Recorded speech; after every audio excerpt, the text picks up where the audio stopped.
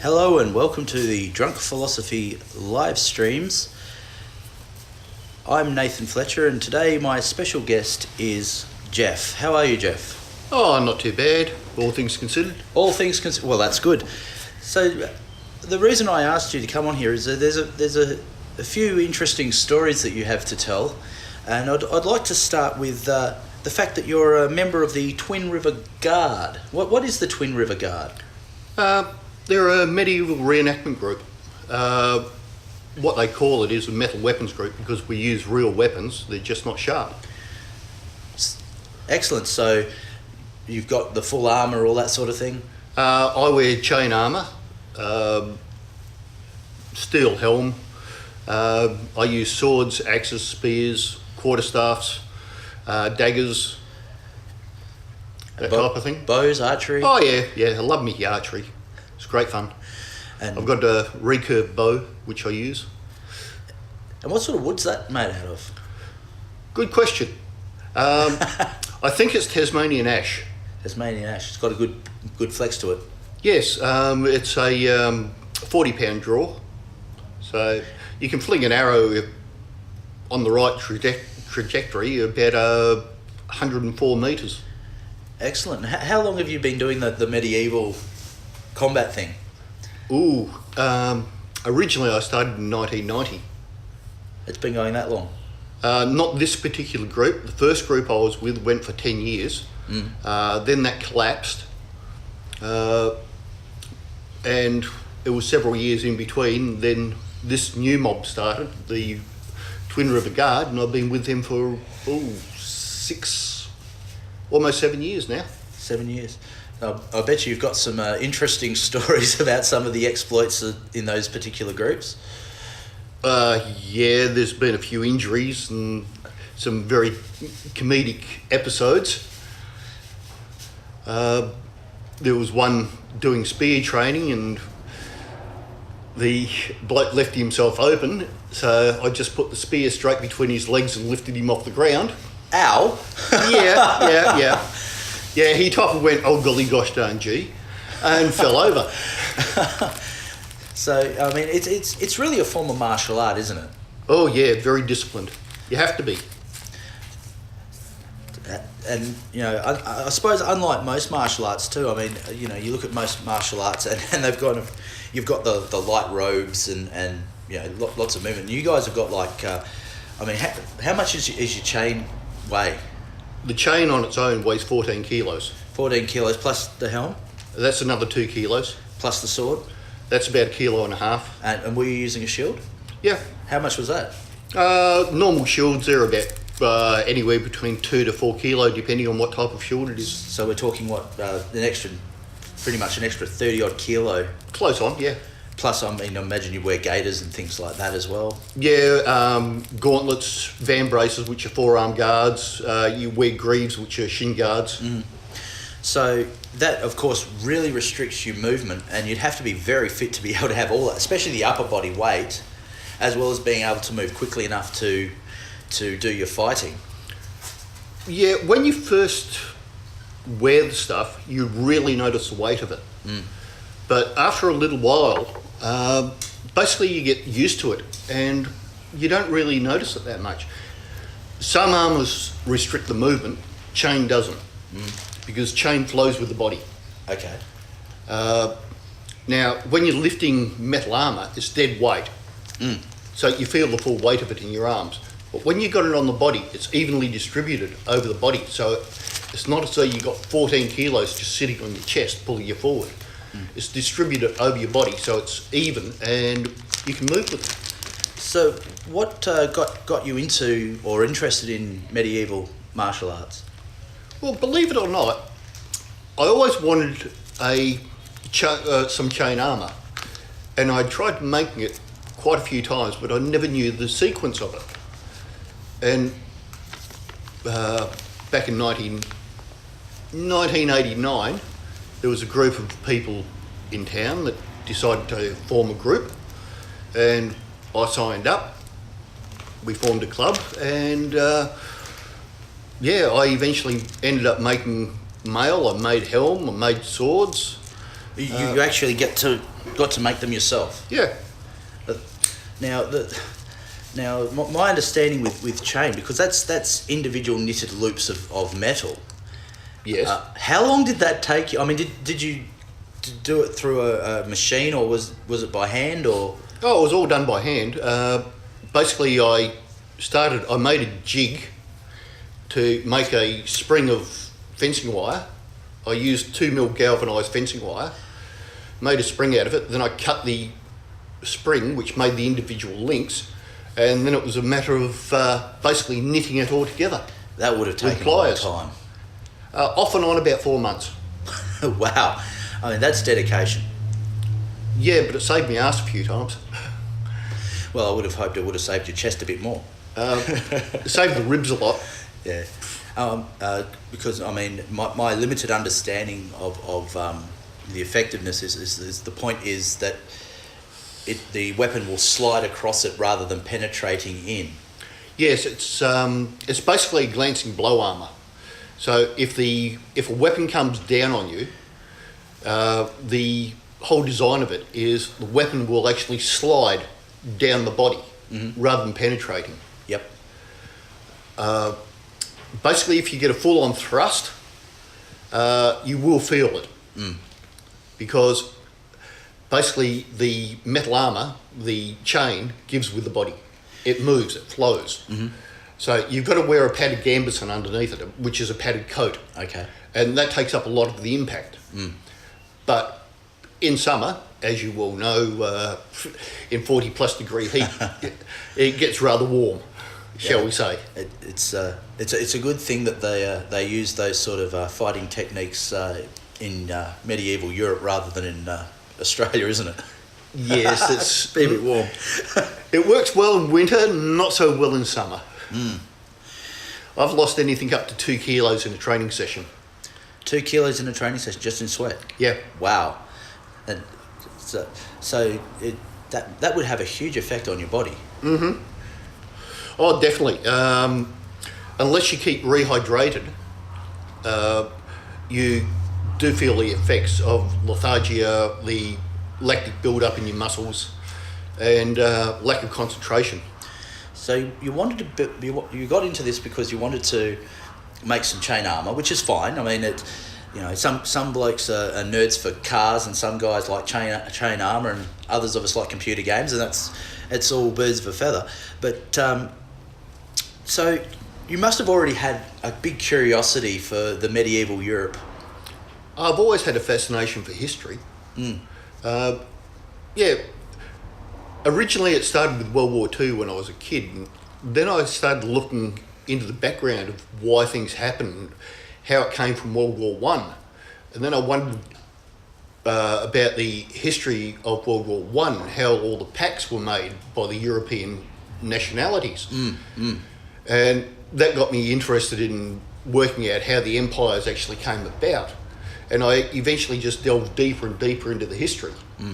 And then I came across medieval history and the Dark Ages, and I found it fascinating with all the various nasty little kingdom feuds that went on. Well, I mean, you've got the whole Plantagenet, the 100-Year War between the English-French kings and the French kings. Yeah, well, you had the Norman invasion of England. 1066, I believe. Yes, that was part of it with King Harold. Wasn't Harada the Norwegian? King William the Conqueror was 1066. Yes, or William the Bastard, as the English called him. Yes, but, of course that has very different meanings to the way we use bastard today. Yes, he was legitimately his father's son, but to a different mother than the Queen. Yes, so he was a bastard. Yes, well, I'm sure the English called him a lot worse names than bastard. Yes, well, it's interesting if you look at the history of swear words too. Well, that's right. I mean, there's a specific swear word that comes to mind. It starts with the letter C, that is actually an old British word or Priton word, as the French called the British before they took over Britain. That everybody knows you're not supposed to say, so I'm not going to say it because I'll get in trouble. But a certain C word that was a British term for a female genitalia that the French didn't like because it had really harsh consonants. Exactly. The original Britons and Anglos had basic descriptions of bodily functions, like the Latin term excreta. The English would use a word starting with the letter S. Oh, well, that's German. That's a German variant, though, the initial word. That's I think we can get away with saying shit. I just don't want to go too extreme. Yes. But that's my understanding is it comes from the German Scheiß. Scheißen. Yeah. Yeah. Well, depending on which colloquial dialect you use. But the English language is a bastardisation of many different languages anyway. Well, that's one thing that really gets me with some of these arguments with diversity. And the language that we use, the common English language, doesn't matter where you go in the world, it's got different words from different cultures, different time zones, different empires. It is a wonderful amalgamation of humanity in a way. Yeah, the English language, it's not just European languages that it amalgamated. In the English language, like shampoo is actually an Indian word. So you got words from India, Afghanistan, Africa. Well, I mean... all sorts. We even have words in our language that come from the Native American Indians. Absolutely. I mean, people, every now and again, you'll hear somebody calling somebody else amigo. Well, that's Latin American. Yes. It's Spanglish, if you like. But going back to the medieval sort of ideas of things, one of my favourite battles of all time would have to be Agincourt for the largest fail in medieval combat. Yes and no. The French were stupid in what they did, trying to fight across a muddy field up a hill using crossbows which had a maximum range of maybe 100 metres. And it was on their territory. It was in France. Yes. You know, how silly can you get? It's reminiscent of Monty Python's Taunter. You know, the Taunter was probably the only one left standing at the end of it. You silly English! Oh shit! All my guys are dead. Well, the English had been marching for close to 2 weeks at the time of the battle, and they were full of dysentery.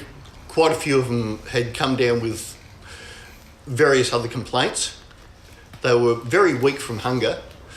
When they met the French at Agincourt, but the English were smart. They actually chose their battleground, which was on top of the hill.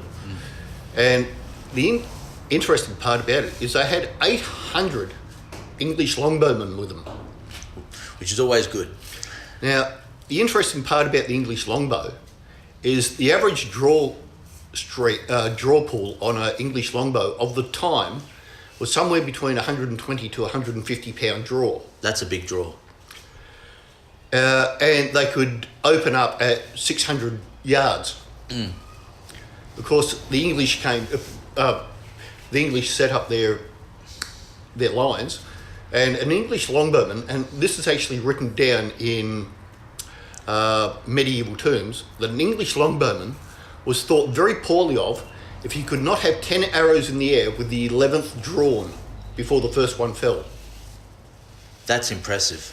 So you could imagine 800 longbowmen opening up on the French at 600 yards with somewhere around about 8,000 arrows a minute. Man, that is an impressive rate of fire, and it's not just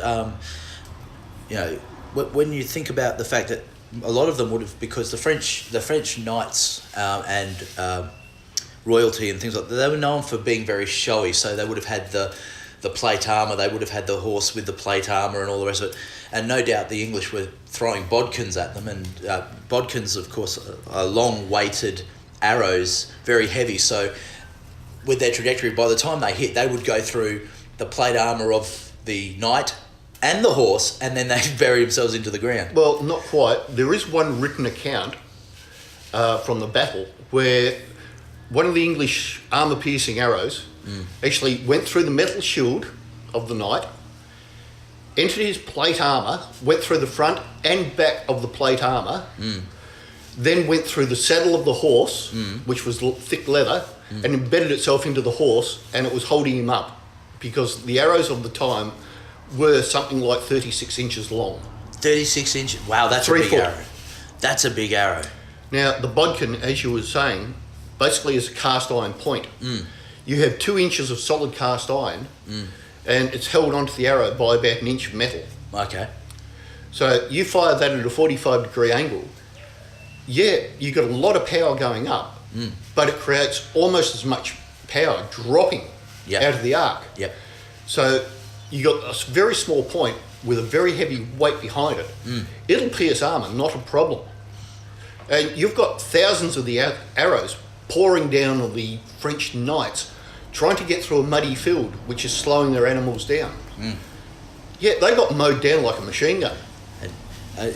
On one hand, it's sort of terrible when you think about, it's certainly one of the more, at least once again from my limited knowledge, one of the more devastating battles for one day at least, and a complete rout of an army that should have had every advantage its way. Yes, it should have. But you've got to remember the English of the time, basically in that battle, they wiped out almost 60% of the French nobility. Because only the nobility could be knights. Yeah. And of course, only nobles could afford the expensive plate armour. But I mean, the French have a history of not being the best tacticians, and I mean, of course, the best example of this is when you allow a Corsican to be your emperor and your main general. Ah, the little general. Yes, a little Corsican, somewhat known as Napoleon Bonaparte. Yes, who made the fatal mistake, like everybody else did, of invading Russia in the middle of winter. It seems to be a pattern. Yes. I mean, you mentioned World War II earlier. Well, hello Hitler. Yeah, that was kind of a fuck up. Yes, you're not kidding. The Russian winters can be anything up to 40 degrees, 40, 50 degrees below zero. Yeah, and of course the vehicles of that time, not just the soldiery itself having to deal with those, but the vehicles of those times certainly were all frozen up and whatnot. They didn't have the modern technology in them to keep going. One of the funny parts of it, of the Napoleon one, is their clothing were held together with tin buttons. And when they hit and tin, when it gets very, very cold, becomes very fragile and tends to fall apart. Of course, they're marching along in middle of the Russian winter, and for some strange reason, all their clothing started to fall apart and fall off them because they couldn't hold it together. Bloody hell. A naked Frenchman in the middle of a Siberian winter. It wouldn't be Siberian, sorry, but at least what would now be Stalingrad winter. Yes, well, one thing you can say about that is they definitely didn't stand up against it. Well, no, not only did they not stand up against it, that which would have stood up was probably 3 inches within the body. Retractable undercarriage, anyway. Oh my goodness. M. Butterfly, you got anyone? Or Madame Butterfly? Anyway. Yes.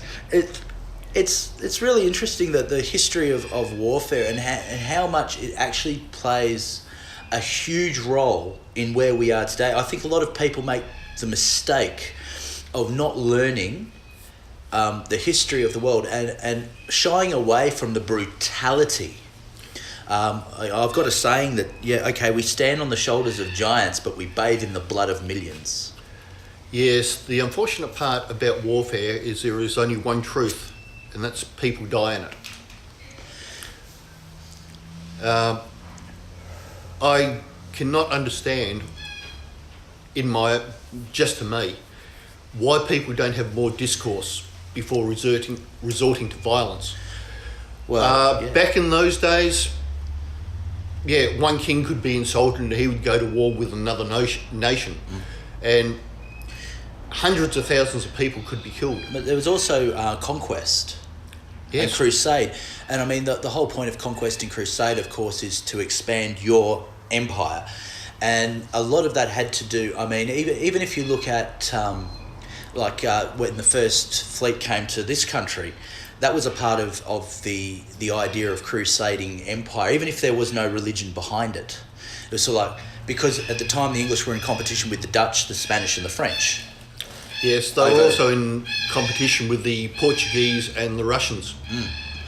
And you had all these big empires from Europe trying to take their part of the world. So it's like, okay, well, that's why half of Canada is French and the other half is English, because England took the west coast and the French took the east coast. Yes. I don't know how... from the modern point of view, the past is very, very brutal and bloody.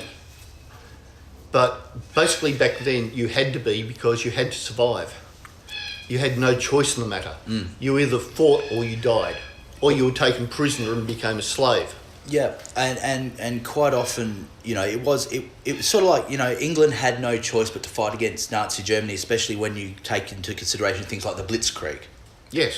Okay, it was survival, and the same can be said, but back in the medieval time too, if you were just a peasant yeoman, so once a week you train on whatever weapon they give you, sharpened hoe or whatever it was, sometimes a big stick, which is of course the quarterstaff, where quarterstaff combat comes from. At least my understanding is that sort of idea.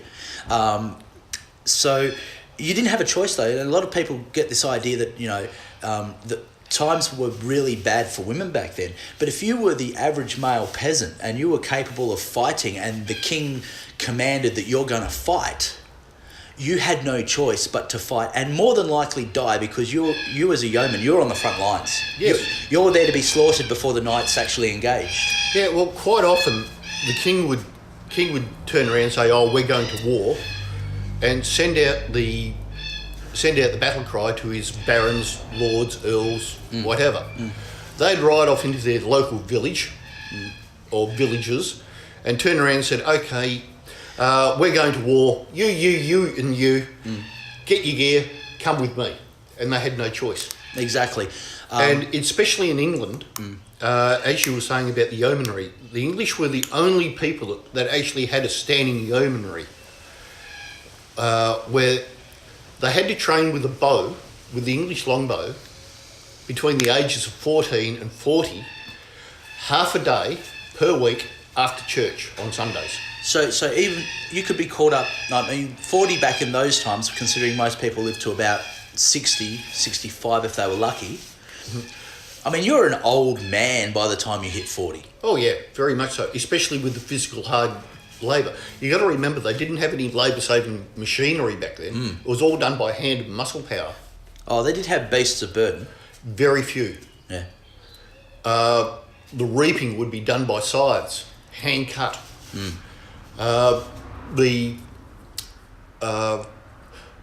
Getting the grain out was beating the grain against reed mats, so they'd get the grain. There was no threshing machines. There were no beasts of burdens. You might have a cart which was drawn by another person. Yeah. Very few people actually had a beast of burden. You might have a cow or a couple of sheep, but very rarely a peasant had a horse. Yeah. And I mean, the average person, suffered. I mean, it's kind of funny how we in the modern world, it's gone 180, because back in those times, if you were fat, if you obviously had means, you were an earl or a baron or a king or a queen or something like that. You could afford to eat. Exactly. Everybody else, because you basically lived on whatever you got left over from what the king taxed you or the baron taxed you, because both of them used to tax the people with a certain amount of their grain. Whatever was left over for your town was all you got, and you're working, up to 100 hours in your field. And once you finish with your field, you're on to the next person's field to help them. Yes. And don't forget, the monasteries back in those days used to bloody tax people, and their tax was to work on the fields of the monasteries to provide the food for the monasteries.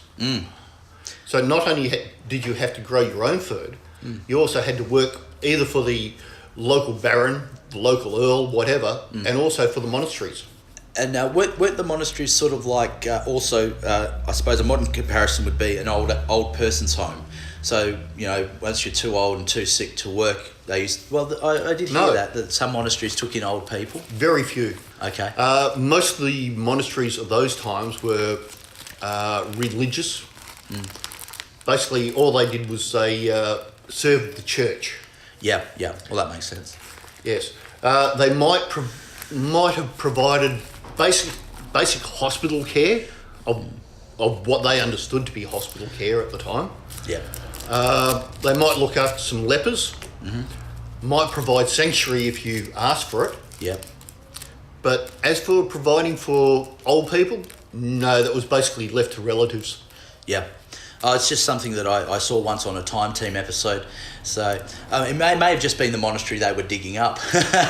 It would have been very, very rare. But it's and that's the other thing that of course comes into this in the medieval times is especially before the times of the printing press. I think that King James I brought in an anglicised language Bible. He was the first to do that, but it wasn't until the printing press where people could actually have Bibles and then interpret the religion for themselves. Yes, the Gutenberg Bible. Yeah, and so before then, of course, it was all in Latin, and only the bishops and the preachers knew what they were actually saying because they're the only ones who understood Latin, which meant the people didn't actually have any idea about this religion except for what they were told.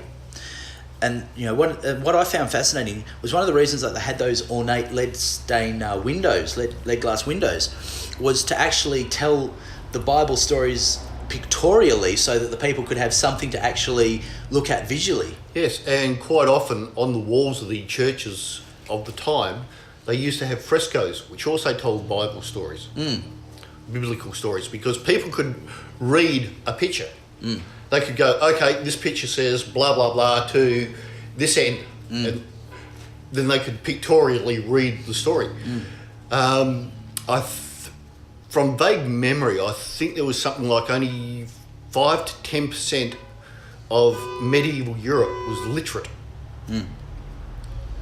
And, well, that's the other thing. I mean, we all take public education and education standards for granted today. It's a very modern concept in the scheme of civilization to actually have a school system that everyone can partake in, rich or poor, because it used to just be the elites that could afford it. I'm not sure who started up the first public schools, but I know that in England, or the British Isles, if you want, the first public schools were in the 1800s. Yeah. So what, we're talking a couple of 100 years? 300 at the outside. And it's just something we take for granted today, but, you don't have to go too far back. Civilization, let's just say 7,000 years, if we're just looking at, say, we actually had an education system for everyone. It's really interesting. And the medieval European people, I find it ultimately fascinating that, once again, a majority of people, male or female, absolutely suffered under the yoke of the elites because it was a feudal society. And so the hierarchy was king, the next level, say, barons, next level, lords. Each baron basically had a shire, and each lord had towns in the shire, and they all... And that's the way it worked. And if you were at the lowest level, if you were a farmer, and this is the other thing that's interesting today, because farmers today are really looked up to. We love and respect our farmers because they provide us food. Back then, if you were a farmer, good, I'll kick you in the backside and get back to work. Yeah, you were a peasant. You were the lowest of the low. Yeah. There was only one lot of people that were lower than farmers, and that was basically either outlaws or lepers. Prostitutes. In certain societies in Europe, prostitutes were actually not exactly looked up to, but they provided a service, and they were tolerated. Sort of like I know it's fictional, but sort of the Madame Bovary sort of idea. Not quite, no. No, okay.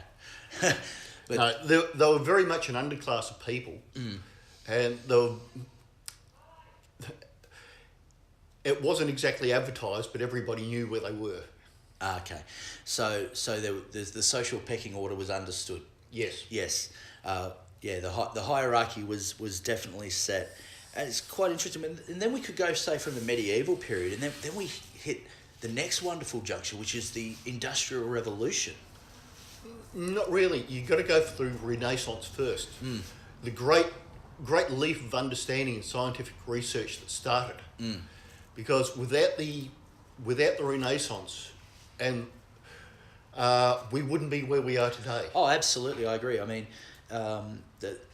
you can tell where how good a culture is. This is just my opinion, but how good or where a culture is given its art. Now, whether that be pictorial or whether that be musical or whether that be sculpture, and you look at the Renaissance, and there was definitely a new set of ideas and exciting ideas because you had great artists like. You had great artists like Raphael, you had Leonardo da Vinci, who wasn't just doing art, he was doing, I won't call it science because it's nothing like modern natural science, but he was doing, I suppose, the imaginative science of his day. He learned a lot about human anatomy through corpses and things like this. He imagined a flying craft with a spiral screw rotors. Yes, you could say he was not just a painter, but he was an engineer and well, he did study nature as well because he used to draw birds' wings because he had the idea of flight. Or So he tried to understand nature. like I said, he was sort of a scientist of his time. Yes.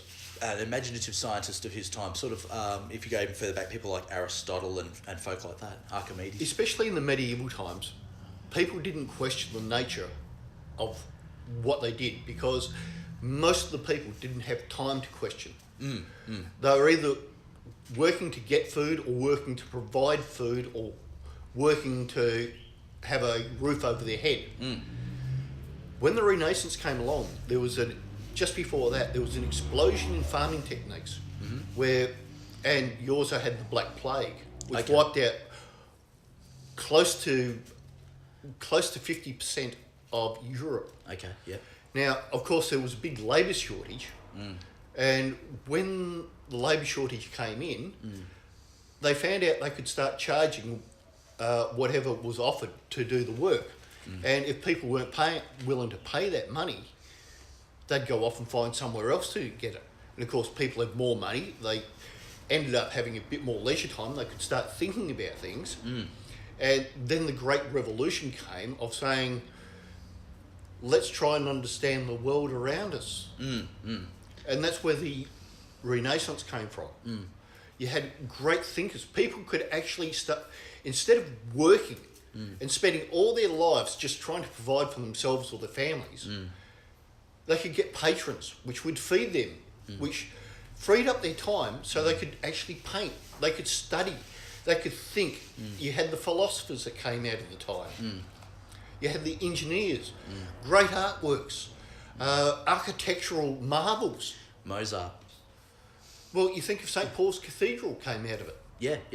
And you know, and music as well. I mean, every single thing that we have in modern music today is based on the great artists like your Mozarts and people like that actually mathematically creating music, because whilst they did have time signatures and they did have a basic idea of how to write music, there wasn't one particular way to do it. It wasn't systemized or codified. And people like Mozart came along and codified it and said, this is how you write music for this instrument, this is how you write music for that instrument. And you know, from there, of course, you end up in the post-Baroque era, where you end up with all your other great musicians like Beethoven and Brahms and people like that, Tchaikovsky, although he was a lot more modern, admittedly. And, you know, once you can tell a culture, though, it's blossoming. There's this new ideas, it's new artwork, because the Baroque era sort of ends dead on at the beginning of the Renaissance. Yes. Now, myself, I've always wondered what would happen to history if the Mongols hadn't brought the black rats in from Asia to create the plague in the first place, which created the labour shortage, which led to the Renaissance. Well, the other thing that's interesting here is if the Moors hadn't have gone into Spain, as they did with all their wonderful artwork and bringing back a lot of the Roman and Greek ideas back into Europe. Of course, the Moors also introduced many architectural features. Although they didn't invent the vaulted arch, they reintroduced it to medieval Europe, amongst other things. Yeah. The idea of the Byzantines, basically they were invaded by the Muslims. That became from Constantinople. That became Istanbul, of course. Yep. But they also introduced many ideas from that direction. So not only from the Iberian Peninsula, but it also came in from the east side of Europe. Turkey. Yes, basically. So you had a spread from both sides of Europe at the same time of a reintroduction of architecture and ideas, which spread through. But you also had the big burden of the Roman Catholic Church through Europe at the time, which put up a large resistance against the Muslim invasion. The Muslim invasion basically stopped around about Hungary. I think that's as far as they got eastwards, from the east to the west, and up through the Iberian Peninsula, and they took about half of France.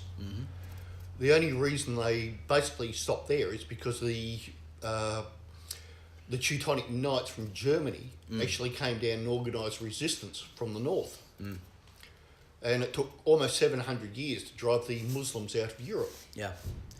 Yeah. They did try invading Sicily, but were driven out by the Venetian navy, basically.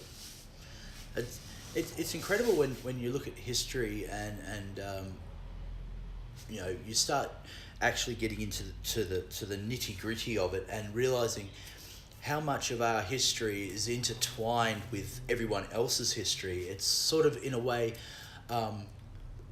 Joseph Campbell, Hero with a Thousand Faces, where the idea of that book by Joseph Campbell was every single cultural story is very similar because it's a human story as much as anything else. And I just find it really amazing that how much culturally we have in common, even though we're disparate in cultures, how much we actually end up having in common and helping each other out. At least that's the positive aspects of it. Yes, well, the history of mankind is all about warfare, conquest, takeover. But in history, there have been peaceful takeovers as well. And especially after a while, cultures come together and they amalgamate. And quite often, the best of the two cultures actually come out on top rather than the worst of the cultures. Usually that happens, though, with when it's not forced and people just are allowed to, once again, just discuss. As you said earlier, people need to discuss more. And they discuss amongst themselves and they decide what's good, what's bad, socially, not government, forced by the government to all get along, because that's never going to work. But just everybody just having a good chat with each other and working out what's good, what's bad, and then moving forward as a society. Yes, trouble is ideology gets in the way. Perhaps that's a conversation for another time, my friend. Yes, but you have a look at history, all of history. Well, written history anyway, because we don't know all of history. We can only go back maybe a maximum bet or 7,000-8,000 years of written history. Yeah. Mankind, you take away the civilized version, the laws, the morals, the codes which hold us together. Yeah.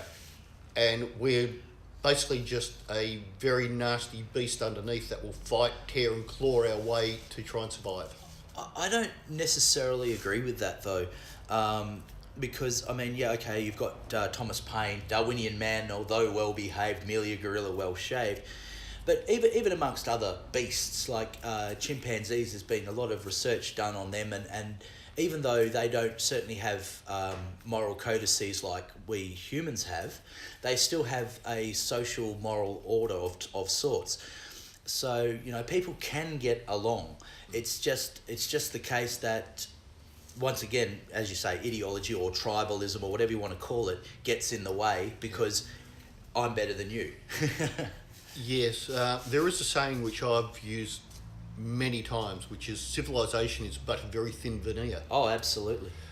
As I said, you take away the comforts which you've got, your full belly in the morning, your dinner at night, your hot shower, your roof over your head. You go into a warfare, and quite often people will revert to the beast that is within them to try and survive. You don't even have to go that far. I mean, look at Venezuela right now. You know, the people are starving, the people are hungry, the people are angry, and they're fighting the government. And you know, we can, you know, without going into the whole communist, socialist, just looking at it culturally, and the people, like you say, they're hungry. They haven't got any mod cons, they haven't got any comforts at all, and they've lost them all within the space of 4 years. And the people are rising up and saying, up yours, Mr. Government, you know, what are you trying to play? And yeah, you do revert back to, if you like, the more bestial nature of our species. Yes, but it's not just modern times. You can look at it through history. You had the fall of the Mayan Empire. You've had the fall of the Aztec Empire. That's in South America. You had the fall of the Great Zimbabwean Empire in Africa. Basically, you had the fall of Carthage in the Roman Empire. The invasion from Mongolia, and the complete fall of quite a few of the civilizations from Afghanistan and through China. Yeah, A lot of infighting, a lot of nasty things happened. some of those, though, to be fair, were caused by natural disasters. For example, we think that the Mayans was caused by a drought. The Aztecs was caused by the Spanish largely. Yes. But the fall of the empires, architecturally speaking, they found the people rioted. They formed their own little tribal groups. They fought amongst themselves, and basically it was massive civil war. Yeah. And it was every man for himself. Yeah, absolutely. You know, and then you've got the wonderful little tidbits like, you know, people today are really worried about fake news. And fake news, essentially, that when I hear people say fake news, I hear propaganda. The Russians did it. Once again, I'm not going down that path, but I'm sure it was the Chinese. Anyway.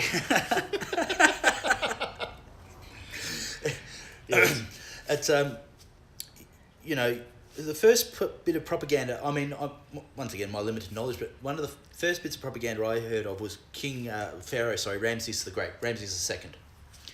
And he went to take on the Hittites to the north in the Arabian Peninsula. And him and his vanguard were a couple of days in front of the main army. The Hittites saw this, surrounded him, and basically said, we're going to kill you, or we're going to take you hostage unless you sign this sort of peace treaty to our favour. And Ramses, of course, was in no place to argue. And this is the Hittite side of it. But then he gets back, and the Ramses side of it was a lovely little stela that said that we had a great isn't our pharaoh great? It was a great victory that he made peace with the Hittites. And I'm like, Yes. It's a little bit of propaganda. Yes, propaganda has been used all through history. Of course, the term propaganda was actually coined by Joseph Goebbels, I believe. I'm not sure about that. I thought it was a bit older. As far as I understand, propaganda was actually coined by him. No. But I could be wrong. I mean, he did have that great saying, which was, if you lie to the people often enough, they will end up believing the lie. Yes. Oh, that's a paraphrase, but that's essentially what he was saying. Yes. Propaganda has been used all through history. Demonise the enemy. Or create one. Yeah. The Chinese demonised some of their other lesser tribal areas. The Ming dynasty was notorious for it. Well, they're still doing that now in Tibet. Yes. Mm. The Western propaganda demonise Muslims. Not all Muslims are bad. No, exactly. And the thing is, though, what gets me is when you are going out of your way. The worst bit of propaganda to me is when you're going out of your way to create an enemy that doesn't exist. Now, you could argue that existentially, because there are elements of Islam that are so anti-West and anti-Judeo-Christian and everything else that they want to kill everyone. They've come out and said, we want to hurt you because you're not like us, you're not Muslim.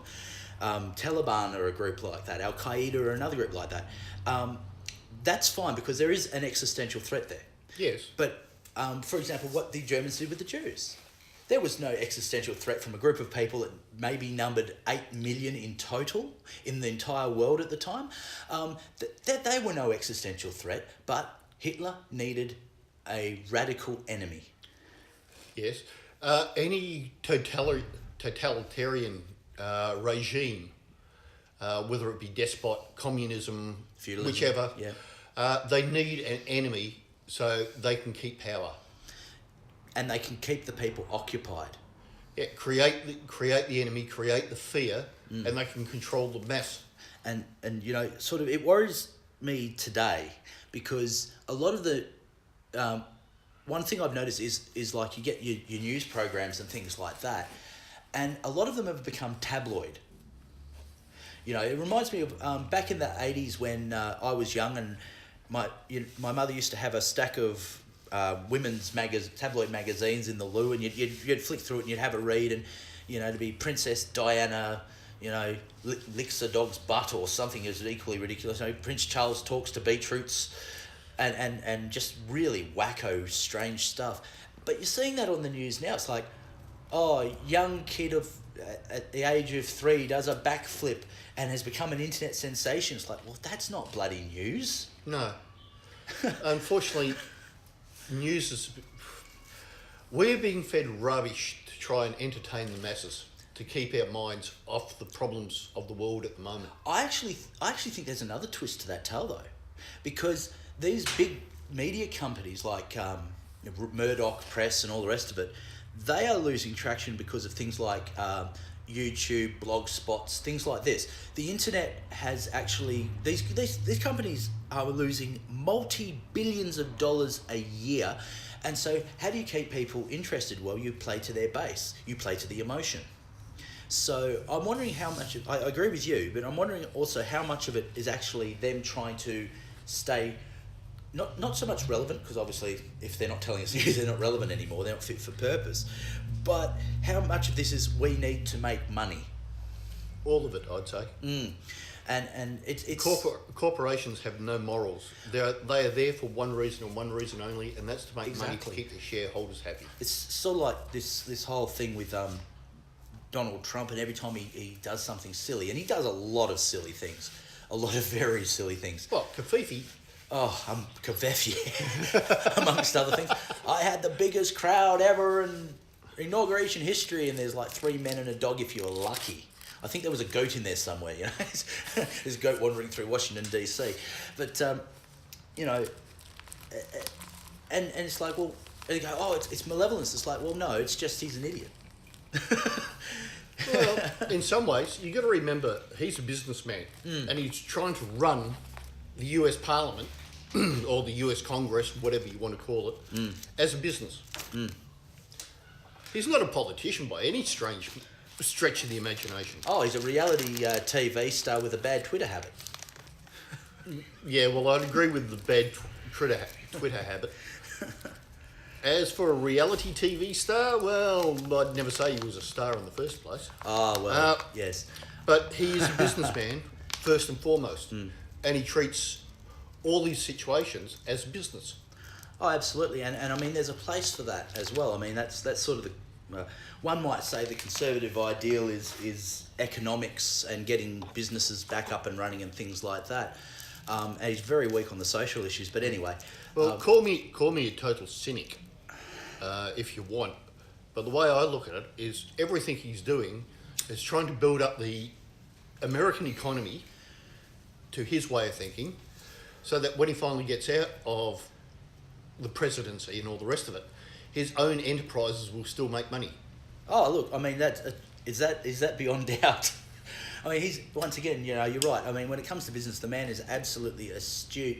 And why would you want to get back out of politics to a business that's basically flagging and failing because you haven't been there for 4 years? Let's say he's ousted, you know, in a couple of years' time. Well, no, you'd rather go out there with a business that's booming twice as hard because you've made all this money. Yes. You know, you're a lot richer for it. But yeah, I mean, propaganda is such an old idea and such an ancient concept. It's not funny. Yes, it's a very old idea. I'm sure Mr. Caveman named Ugg tried to tell the rest of his tribe that the other tribe across the river was a bunch of apes that ought to be bloody had their head bashed in with a rock. But he probably could have literally made the call that they were Neanderthals and been correct. Yes. Although in that time that was still racist. Or speciest. Speciest. Ah, yes, speciest. Yes. I do find it kind of strange that, you know, as far as we've come, or interesting actually, as far as we think we've come, you know, if I was to quote, I'm going to do something dangerous here and quote the Bible and Ecclesiastes here, and there is nothing new under the sun. And with us humans, I mean, it's like, oh, we've civilized, we're all great, we're all this. Oh, look, we've still got murderers, rapists, thieves, you know. It's like, well, of course we do. There's humans out there that do bad things. Oh, we still have saints and angels. Of course we do. There's still human beings out there who do the right thing. You know, what's changed? Not a lot. For as far as mankind has come in this present civilization, we've got a lot longer, harder road ahead before we form a cohesive community. Absolutely. And just to sort of finish this foray into history, which started in one place and moved to another, and I'm very glad it did. It's been an interesting conversation.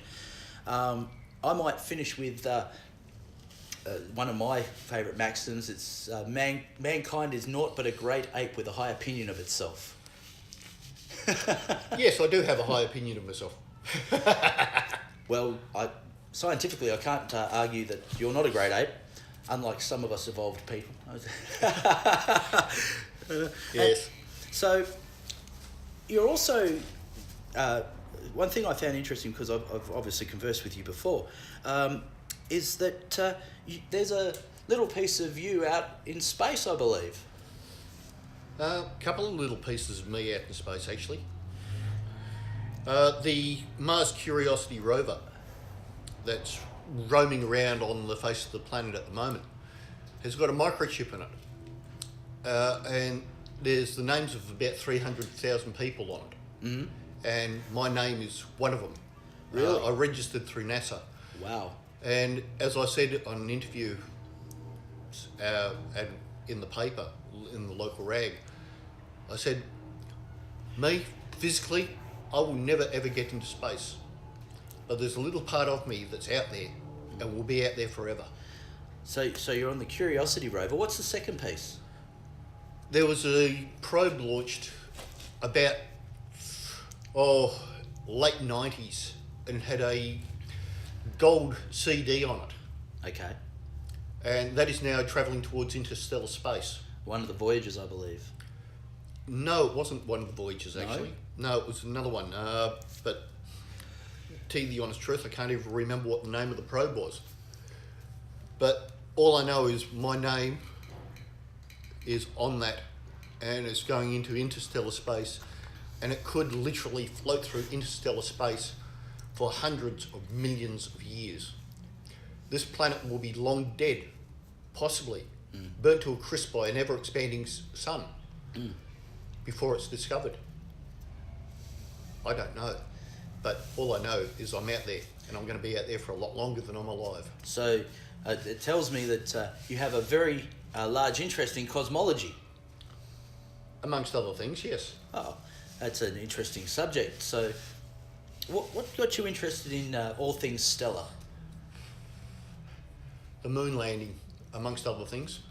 How old were you then? I was too young to really understand about Yuri Geller going into space. Yeah. But I do remember John Glenn becoming the first American to go into space. Okay. But the Apollo program, the great strive of mankind to try and get into space and land on another heavenly body. Unfortunately, there were tragedies along the way. You had Gus Grissom, Buddy White, burning to death in Apollo 8. Terrible tragedy. But unless you strive to try and understand, to explore over the horizon, you'll never understand what man is. I think you're absolutely correct. I mean, the thing that keeps driving us forward in all aspects of scientific endeavour and things like this is mankind's insatiable curiosity for the unknown. Yes. Getting to the moon, as far as I am concerned, is one of the greatest technological leaps mankind ever made. Oh, absolutely. Neil Armstrong stepping out of the lunar lander after saying the Eagle has landed on the Sea of Tranquility in July 1969. We stepped off this planet, this little lifeboat floating around in space, and we did the first step to leaving this planet and exploring space as man. It was very Sagan of you. A little lifeboat. That was brilliant. But yeah, you're right. I mean, I was born 10 years after that event, and there's a part of me that wishes I had have been around for that. But at the same time, it's really cool that people like yourself, how old were you at 10. that point? 10.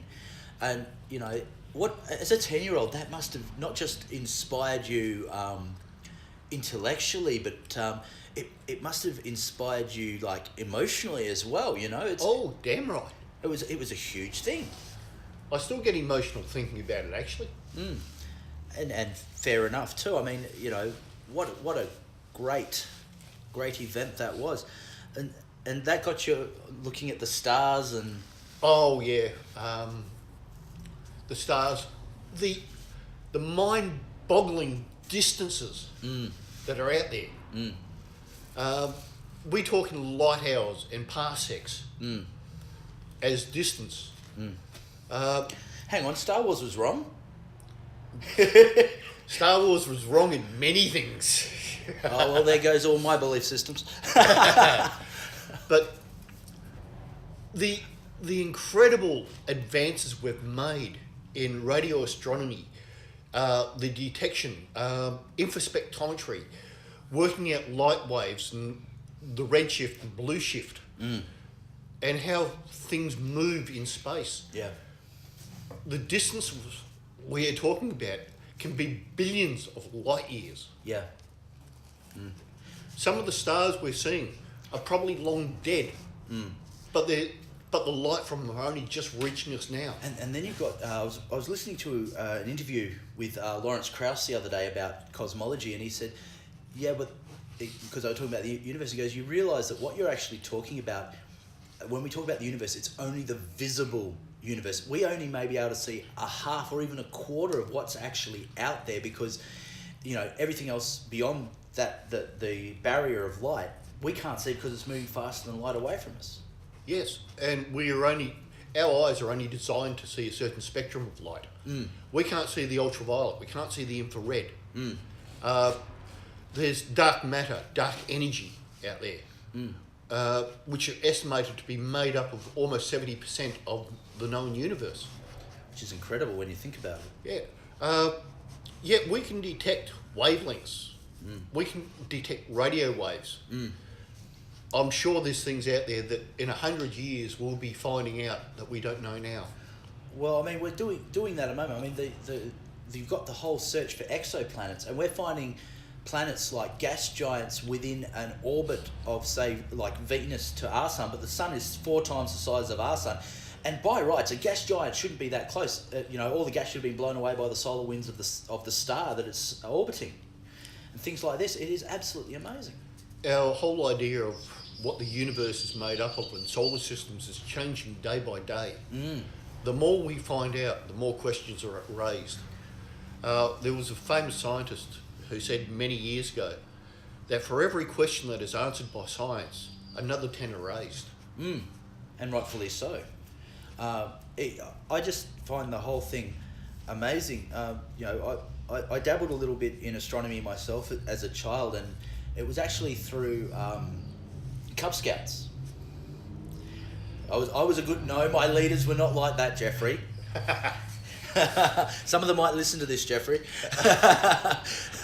But and one night for a badge, I think you had an astronomy badge, and you had to sort of try to learn how to navigate your way around the night sky. And the first constellation I ever properly recognised, unlike the other kids, they all, Australian Cub Scouts, they all went for the Southern Cross. I was interested in that one over there.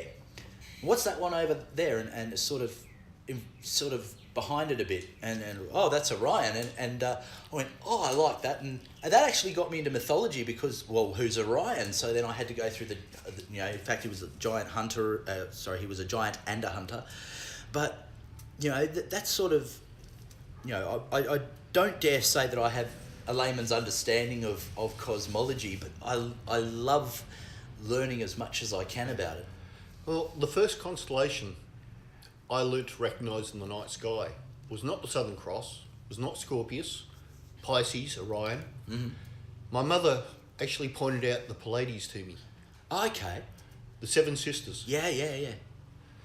With 20/20 vision, you can actually see 8 of the stars.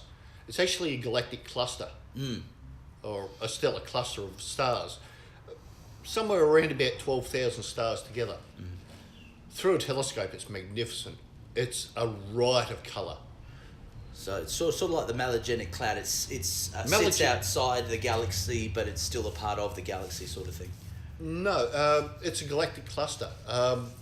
It's a stellar cluster of stars.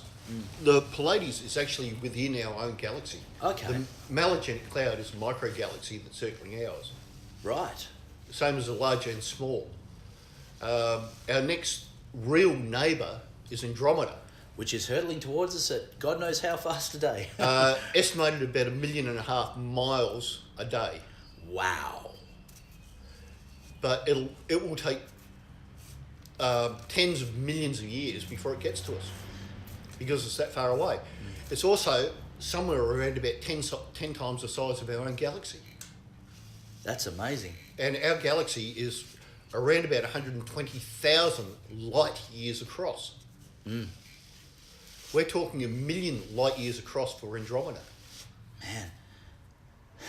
So a star on one side, it takes 1 million years for its light to go from one side of its galaxy to the other. So you're telling me Eric Idle was wrong for Monty Python? That's 2 things you've destroyed for me, mate. Thanks. You're welcome, but the Galaxy song is still wonderful. Oh yes, absolutely.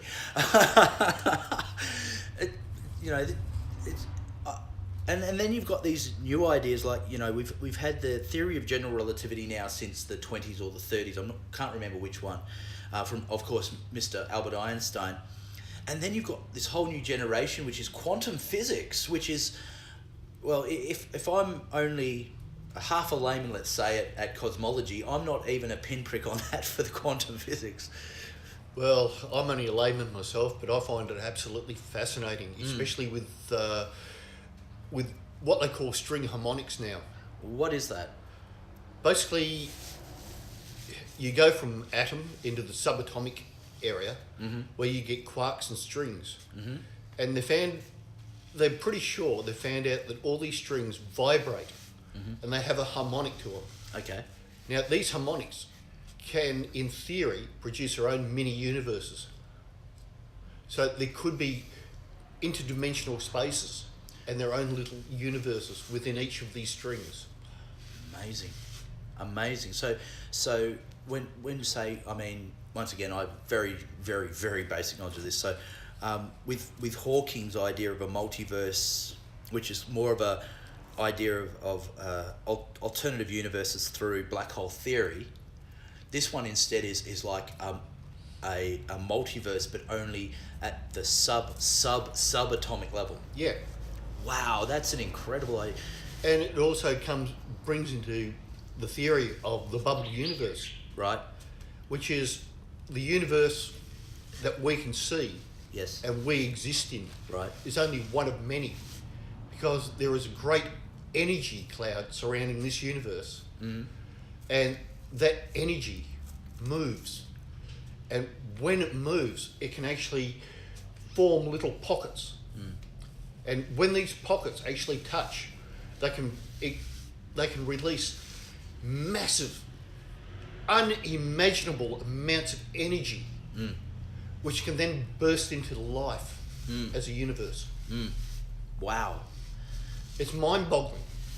Well, it's certainly beyond my ken, mate. It's my imagination is running at full throttle, but I can tell you what, I don't even pretend to understand how that might work. Yeah, well, I don't fully understand it either, and I don't think anybody on the face of this planet fully understands it. There are people far more intelligent than myself that work on this day and night. I only have a basic understanding of it, but I find it absolutely fascinating. Absolutely, and it's the interesting thing for me, because I'm more into the philosophy sort of side of things, and sort of it makes me realise why things like The Secret and what Down the Rabbit Hole, What the Bleep Do We Know? These ideas that through quantum physics, if you put your mind to it, you can somehow affect things at the subatomic level and have a better day for it. I can understand how these things work, because scientifically we know it's there. Like I believe we've just worked out the lower base quarks to the Higgs boson particle, and I really don't even understand what that means. I read it in a newspaper. I'm sure you're probably a little bit more enlightened on that than me, but The building blocks of the universe. right. So those two sort of like hydrogen and oxygen make water.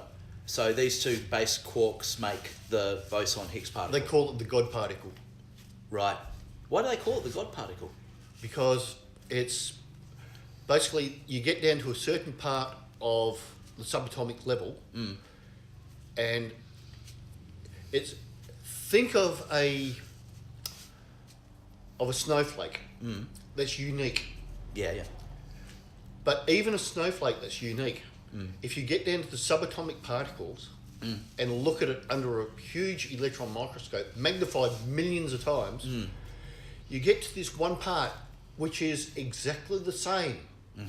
It just keeps getting smaller and smaller and smaller, but it's the same particle. And these, they don't know how small it can get because they haven't gone that far. But as far as they've looked into it, and as small as they've looked into it, it's the same shape. Right. And that is the building block of everything. Wow. That's And crazy. they call it the God particle because it's the building block of everything. It's sort of if I'm sort of, this is how I'm imagining it, or I envision it, if I'm understanding what you're saying correctly. It's sort of like the evolutionary process, how you can trace lineage through the male XY chromosome, not the XX chromosome. So we can get the antediluvian Homo sapien Adam, but we don't know Eve because of the XY instead of the XX, because you've got that extra chromosome there. Not really.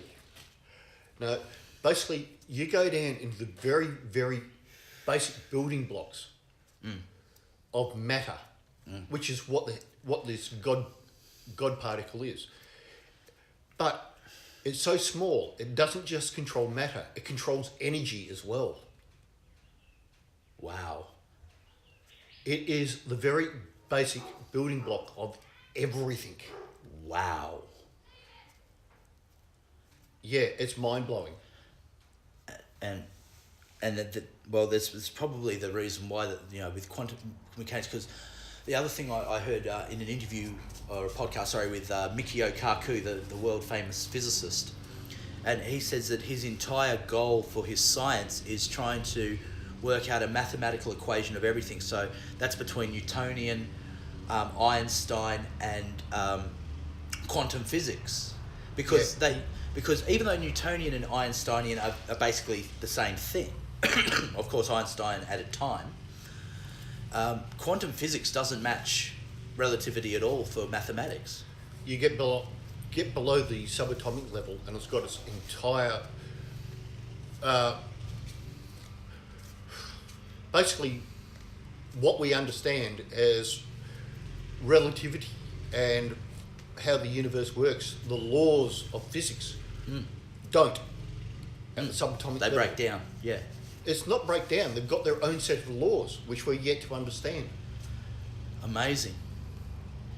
And yet, at the same time, you've got these scientists, even though we don't really understand what's going on, that are sort of working on, nanotechnology, which is at the quantum level. It's a base molecular level. And yet, they're trying to work on this. It's like, how... I'm not going... Well, we understand atoms. Yeah. And we understand how atoms build different molecular structures. Yep. Like oxygen is one atom of oxygen, two atoms of bloody H2O. Hydrogen and oxygen. I understand that. But you get below the atomic level, and the laws of physics as we know it stop existing. Yeah. Well, I mean, that's the thing, though. You've got these nanites which are at the atomic level, right? Okay? Base atomic level. And what's underneath that? It's like saying, okay, I'm going to fix my car engine, look at the car engine without understanding how it actually works. And that's I'm sort of wondering whether or not we should sort of, now, once again, I'm not even a layman, but, and I'm not looking at this ethically.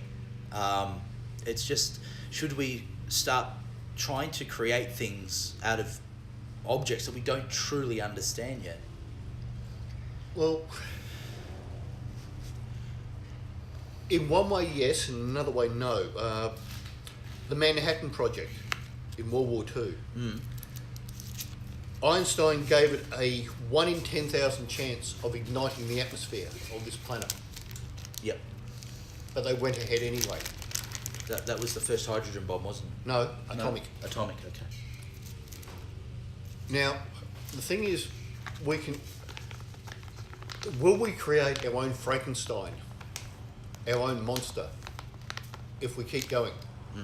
We don't know.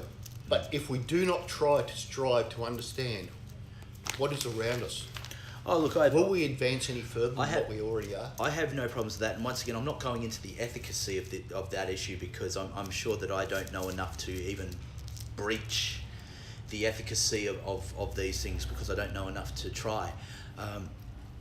I guess it's just the skeptical, cautionary part of my brain that sort of goes, well, and once again, this might be my fears, and it's probably my bias because I don't understand a damn thing about it. I think we might finish off on a slightly different tack, though, and that is there anything in particular you'd like to spruik or to mention that might be a worthy cause that you'd like to talk about? There are many causes out there. I'd like to think that somewhere along the line, mankind can work out its differences and actually begin to work together instead of being apart and having their ideology, which is so far apart. I'd like to think that somewhere along the line, mankind won't destroy itself, but will strive to get better. Well, I think that's a sentiment we can all agree on, and we can end it there. Thank you very much for your time today, Jeff. You're welcome. And this has been the Drunk Philosophy podcast, and we will catch you next time. Thank you all for listening. Bye for now.